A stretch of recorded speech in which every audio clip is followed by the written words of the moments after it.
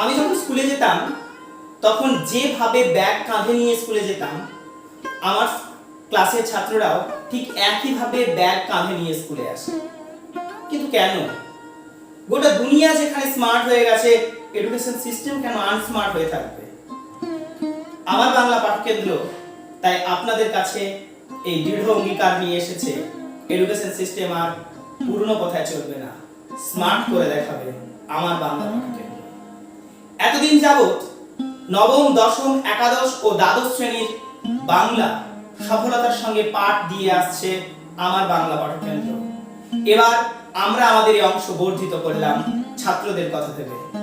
ষষ্ঠ শ্রেণী থেকে এই আধুনিক পদ্ধতিতে পড়বার সুযোগ পাবে ছাত্ররা। আধুনিক পদ্ধতির সঙ্গে একটু পরিচয় করিয়ে দিই। এই স্মার্ট বোর্ড সম্বন্ধে অনেকেই অনেক কিছু শুনেছে, জেনেছে।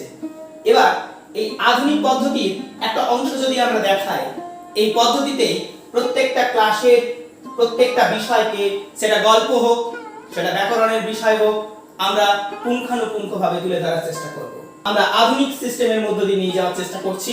ঠিক এইভাবে প্রত্যেকটা ক্লাসের বিষয়কে কিন্তু আমরা আপনাদের সামনে এই স্মার্ট পদ্ধতিতে নিয়ে আসব। আমার বাংলা পাঠকেন্দ্র আপনাদের পাশে ছিল, আছে, নতুন পথে থাকবে। যে বিষয়, একটা ছোট্ট বিষয়, রূপতত্ত্ব, ব্যাকরণ, যে পোর্শনটা ছাত্ররা পড়তে ভয় পায়, সেই বিষয়টা আপনারা এবার থেকে নতুন পদ্ধতিতে জায়ান্ট স্ক্রিনে কিন্তু পড়বার একটা সুযোগ পেয়ে যাবেন। ঠিক এইভাবেই শুধু ব্যাকরণ নয়, প্রত্যেকটা অংশ, গল্প, কবিতা, ব্যাকরণ সব অংশ কিন্তু কভার করার চেষ্টা করা হবে। আপনাদের পাশে আমার বাংলা পাঠকেন্দ্র ছিল, আছে, থাকবে। নতুন পথের দিশারি হিসাবে আমার বাংলা পাঠকেন্দ্রকে সব সময়ের জন্য পাশে পাবেন। ধন্যবাদ।